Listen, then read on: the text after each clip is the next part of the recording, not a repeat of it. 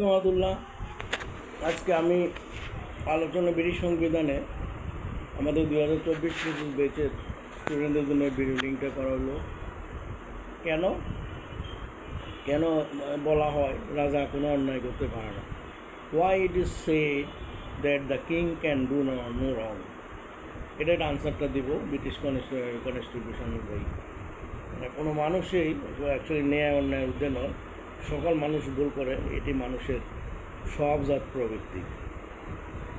রাজাও একজন মানুষ, কাজেই তার দ্বারা কোনো অন্যায় তার সংগঠিত হলে তা অস্বাভাবিক হবে না, বরং সেটি স্বাভাবিক। কিন্তু বলা হয়ে থাকে রাজা কোনো অন্যায় করতে পারে না। উক্তিটি আপাতদৃষ্টিতে আপত্তিকর বা বিভ্রান্তিকর বলে মনে হয়, কিন্তু ব্রিটেনের প্রথাগত আইন অনুযায়ী কোনো সরকারি কাজের জন্য রাজাকে দায়ী করা যায় না বা তার বিরুদ্ধে কোনো অভিযোগও আনা যায় না। এমনকি রাজা বা রানীর স্বাক্ষরিত কোনো কাজে কোনো ব্যক্তি বা প্রতিষ্ঠানের ক্ষতি হলে উক্ত ব্যক্তি বা প্রতিষ্ঠান রাজা বা রানীর নামে কোনো আদালতে মামলাও দায়ের করতে পারে না।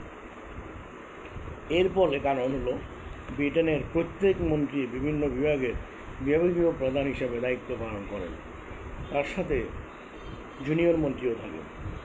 সংশ্লিষ্ট বিভাগের কাজের জন্য তারা দায়ী থাকেন। ব্রিটেনের সকল সরকারি কাজ মূলত রাজা বা রানীর নামে সম্পূর্ণ হয়, তবে তারা থাকেন নামে মাত্র, অর্থাৎ তারা থাকেন অলংকার হিসাবে। ব্রিটেনের শাসন ব্যবস্থা নামে মাত্র পরিচালিত বা রাজা বা রানী নামে, কিন্তু শাসন কার্য পরিচালনা করেন মূলত মন্ত্রী পরিষদ বা ক্যাবিনেট, যার ফলে সকল কাজের দায়িত্ব মন্ত্রীদের উপর বর্তায়। অর্থাৎ কোনো ভুল বা অন্যায় হলে তার দায়িত্ব ক্যাবিনেটে গ্রহণ করতে হয়। সুতরাং বলা যায় যেহেতু কোনো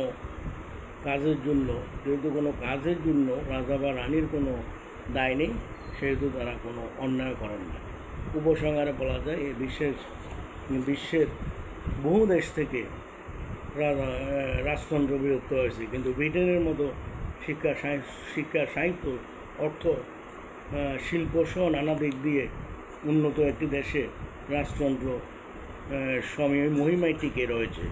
ব্রিটেনের রাজা বা রানীর নামে সকল কার্য পরিচালিত হলেও বাস্তবে তারা কোনো কাজ করেন না বা তারা কোনো কাজে হস্তক্ষেপ করেন না, যার ফলে তবে পূর্বে রাজা বা রানী সীমাহীন ক্ষমতার অধিকারী ছিলেন, কিন্তু বর্তমানে তাদের নামে ক্ষমতা অনেকটাই সংকুচিত হয়ে গেছে।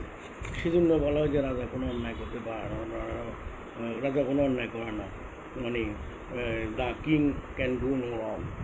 সুতরাং এটা আমাদের 2024-25 সেশনে জাতীয় ইউনিভার্সিটির আন্ডারে যারা পরীক্ষা দিবেন, প্রথম first part LLB first part law, তাদের জন্য আমরা এটাই একটা পার্ট কনস্টিটিউশন লয়ের কনস্টিটিউশন থেকে এই পার্টটা আমরা ফলো করতে পারি। সুতরাং ভালো থাকবেন, সুস্থ থাকবেন, বন্যাদের জন্য দোয়া করবেন, যত সাধ্য মতো তাদের জন্য দোয়া করবেন এবং সাহায্য করার চেষ্টা করবেন সহৃদয়বান ব্যক্তিও। সবাই ভালো থাকবেন, সুস্থ। ধন্যবাদ। আসসালামু আলাইকুম রহমতুল্লাহ।